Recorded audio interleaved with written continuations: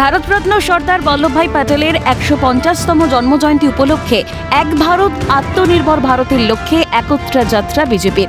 পশ্চিমবঙ্গ জুড়ে ভারত সরকারের যুব কল্যাণ দপ্তরের ব্যবস্থাপনায় মোট ১২১টি জায়গায় এই যাত্রার আয়োজন করা হয়।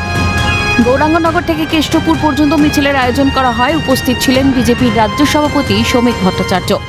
ভারতবর্ষের ৫০০র বেশি প্রিন্সলি স্টেট যিনি নিজের কূটনীতি দিয়ে বিপরীত পরিস্থিতিতে থেকে ঐক্যবদ্ধ করেছেন যে আজকে যে ভারতের রাজনৈতিক মানচিত্র সেটা সর্দার বল্লভভাই প্যাটেলের অবস্থান। সর্দার বল্লভভাই প্যাটেলের উপদেশ, সর্দার বল্লভভাই প্যাটেলের অবস্থান যদি নেহেরু গ্রহণ করতেন তাহলে আজকে ভারতবর্ষের চেহারাটা অন্য হতো, এই কাশ্মীর সমস্যা থাকতো না। সর্দার বল্লভভাই প্যাটেল যদি দেশের প্রথম প্রধানমন্ত্রী হতেন তাহলে আজকের ভারতবর্ষ যে সমস্যা দীর্ণ হয়েছে সেটা আজকে হয়তো থাকতো না। দক্ষিণ কলকাতার সন্তোষপুরের অজয়নগরেও বিশাল যাত্রার আয়োজন করা হয়। উপস্থিত ছিলেন জেলা বিজেপির একাধিক নেতৃত্ব। অন্যদিকে বীরভূমের নানুর বিধানসভার অন্তর্গত কীর্ণাহার গ্রামে পদযাত্রায় পা মেলান বিরোধী দলনেতা শুভেন্দু অধিকারী। কীর্ণাহারে যুবটিয়া বাসস্ট্যান্ড থেকে কীর্ণাহার বাসস্ট্যান্ড পর্যন্ত মিছিল শেষে পথসভারও আয়োজন করা হয়। বক্তব্য রাখেন বিরোধী দলনেতা।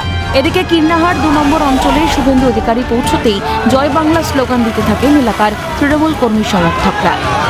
ক্যামেরায় কিশোর মুখোপাধ্যায়ের সঙ্গে প্রীতিশ বন্দ্যোপাধ্যায় ও অমরনাথ দত্তের রিপোর্ট, ক্যালকাটা নিউজ।